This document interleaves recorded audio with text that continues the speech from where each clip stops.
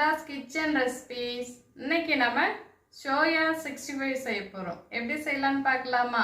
வாங்க வீடியோக்குள்ள போலாம். 1 கப் சோயா எடுத்துக்கோங்க. 10 நிமிஷம் நல்லா கொதிக்கிற தண்ணீர்ல சேர்த்து வச்சுக்கணுங்க. இது நல்லா ஊறிடும். அதுக்கப்புறம் நல்லா கழுவிட்டு தண்ணீரை நல்லா சுத்தமாக பிழிஞ்சு எடுத்து வச்சுக்கணுங்க. அது போல தான் வச்சுருக்கோம்.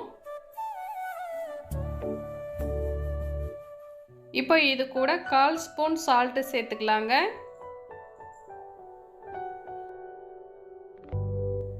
1/4 ஸ்பூன் மஞ்சள் தூள் சேர்த்துக்கலாம். 1/2 ஸ்பூன் கரம் மசாலா சேர்த்துக்கலாங்க.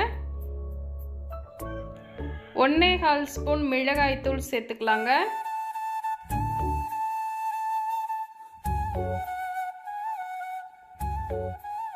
இப்போ நம்ம 3 ஸ்பூன் கார்ன்ஃப்ளவர் சேர்த்துக்கிறோங்க.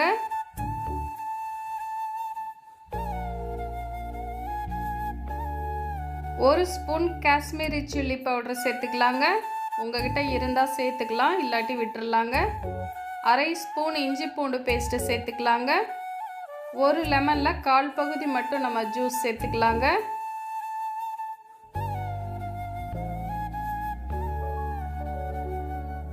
இது கூட அரிசி மாவு 1/2 ஸ்பூன் சேர்த்துக்கலாங்க. இப்போ இது எல்லாத்தையுமே நல்லா கலந்துக்கலாம்.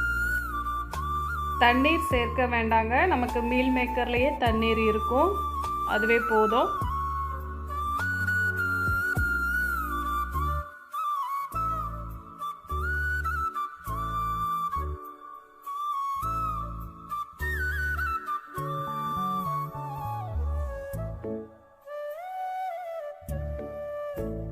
இப்போ பார்த்தீங்கன்னா நல்லா கலந்துருக்கோம் பாருங்கள். இது ஒரு 10 நிமிஷம் நல்லா ஊறட்டுங்க. இப்போ நம்ம ஸ்டவ் ஆன் பண்ணி ஆயில் ஹீட் பண்ணியிருக்கோங்க.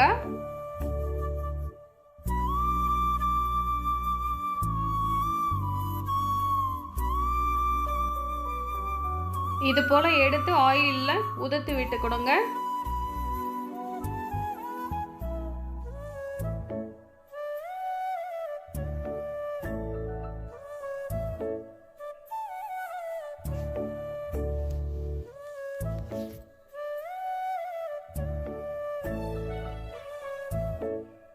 இப்போ ஒரு பக்கம் வெந்ததும் திருப்பி விட்டுக்கலாம்.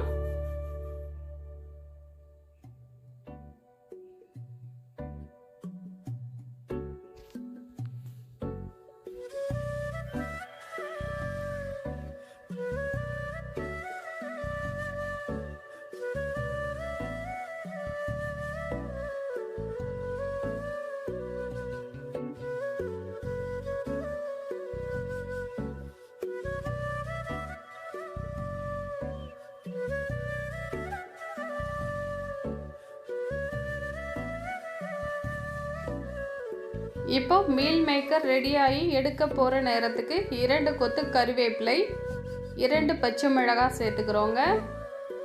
கறிவேப்பிலை நல்லா பொரிஞ்ச பிறகு நம்ம எடுத்துடலாம்.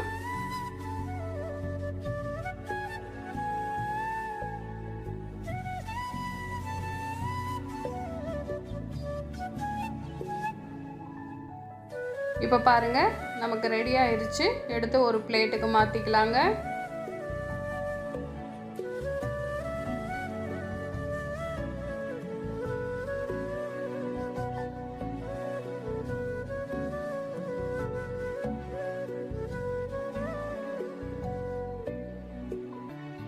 இப்போ நமக்கு ரொம்ப டேஸ்டான சூப்பரான மீல் மேக்கர் 65 ரெடி ஆயிடுச்சுங்க.